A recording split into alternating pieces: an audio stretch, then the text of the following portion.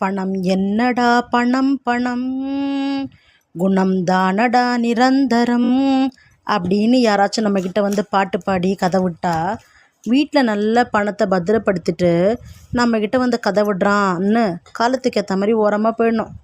பணம் பத்தும் செய்யுங்க, பணம் பாதாளம் வரை பாயும்.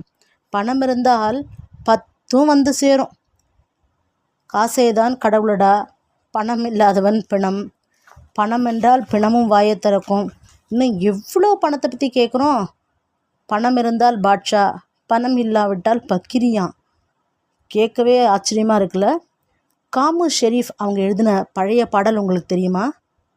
பணம் பந்தியிலே குணம் குப்பையிலே, இதை பார்த்து அறிந்து நடக்காதவன் மனிதனில்லே, பிழைக்கும் மனிதனில்லே.